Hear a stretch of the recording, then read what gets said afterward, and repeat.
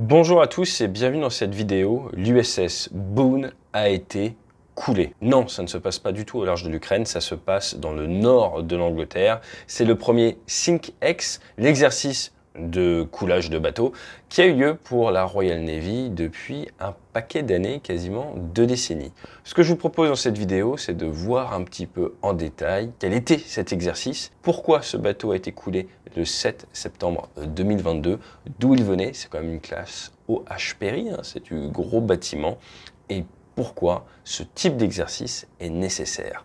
Tout ça, juste après le jingle.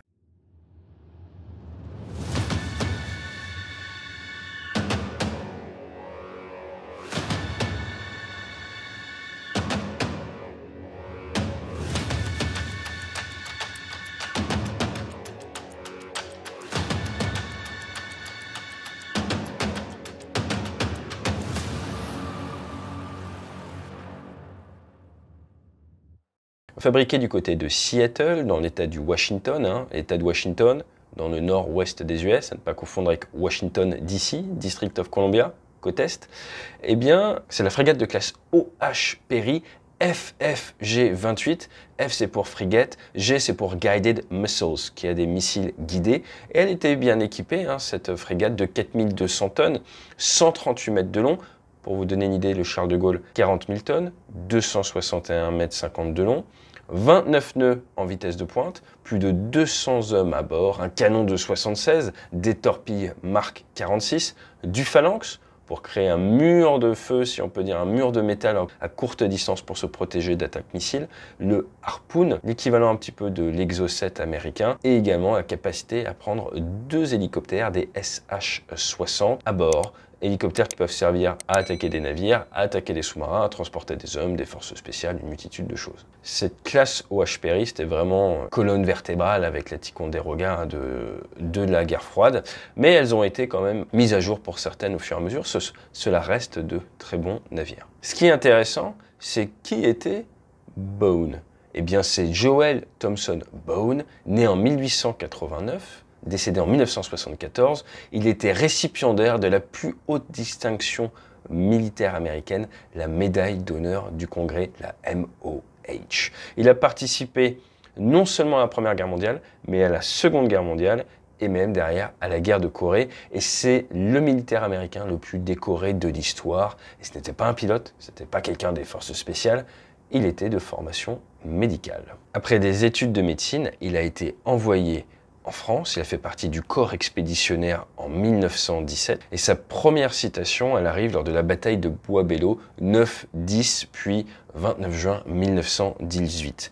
Alors que son hôpital de campagne a été détruit, eh bien, il décide d'aller au plus près des combats et de soigner les blessés au plus près des combats sous la mitraille. Le 19 juillet 1918, il recommence et là il quitte la protection d'un ravin, il sort à découvert et alors que tout le monde lui tire dessus, alors qu'il y a également du gaz et sous les tirs ennemis et sous le gaz, il va aider et promulguer les premiers soins à des Marines américains. C'est proche du sud-ouest de Vierzy, juste à côté du cimetière, qu'a eu lieu cet acte de bravoure qui lui vaudra donc la médaille d'honneur du Congrès. Il est également récipiendaire de 6 Silver Stars. Et entre deux guerres, eh bien, il fait médecin à la Maison Blanche, rien que ça. C'était la première fois qu'un navire avait le nom d'un ancien officier, pour la petite histoire. Toujours est-il, commandé en 1978, mis en service en 82, retiré du service en 2012, cette frégate de classe OH Perry était basée à Mayport, en Floride. Elle a donc été détruite au large de l'Angleterre le 7 septembre 2022.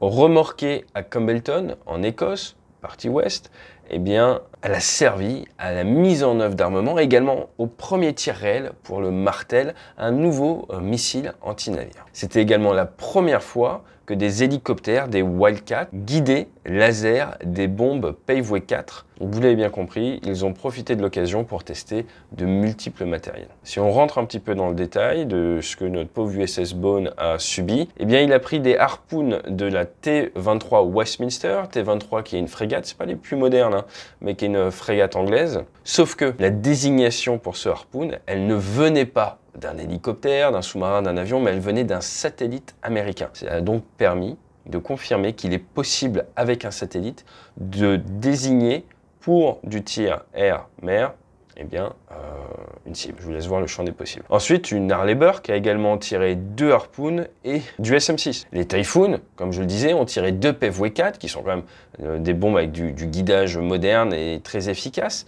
Vous avez des F-15 qui sont venus, je vous rappelle que les F-15 sont basés en Angleterre, et ils ont tiré 2 JDAM, donc de la bombe plus classique. Un P-8, avion de patrouille maritime, a tiré son harpoon, et le Wildcat a tiré son martel. Avec tout ça, eh bien forcément, l'USS Boone, il est parti servir aux plongeurs au fond de la mer. Est-ce qu'il y avait besoin de tout cet armement pour détruire le navire? Pas forcément. Maintenant, attention, il s'agit de tir sur une coque, non pas de tir sur un navire opérationnel. Quelle est la différence? Déjà l'équipage, mais surtout à l'intérieur, il a été nettoyé. Ne voyez pas une attaque à votre fibre écologique, il a été dépollué, nettoyé au maximum, et c'est donc grosso modo de la ferraille qui est allée au fond de l'eau. Donc pourquoi est-ce que une coque nue peut mieux prendre les tirs qu'un navire normal? Bien, tout simplement parce qu'il y a moins de matière inflammable à bord. Le métal, ça brûle pas super bien tout seul. Alors ces SyncX, ça a pour objectif de valider des tirs, de permettre la mise en œuvre d'armement, la qualification également d'armement, la création d'interactions, interaction entre nations, interaction entre unités, interaction entre vecteurs.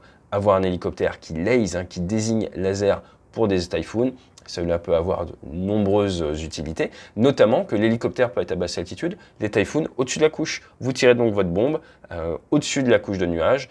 Si vous avez assez de plafond, la bombe va pouvoir récupérer le faisceau laser de l'hélicoptère et faire but. Vous vous doutez bien, tout le monde ne fait pas la guerre dans le Golfe Persique.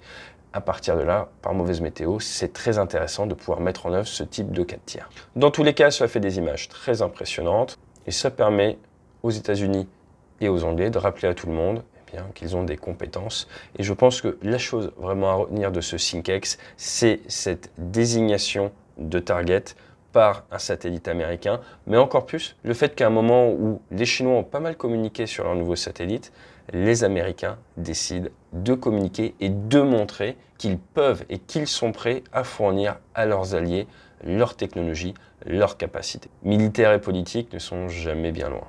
Allez, je vous dis à très bientôt pour une prochaine vidéo. Peut-être qu'on va se voir pour une conférence ou une formation. N'hésitez pas à nous contacter.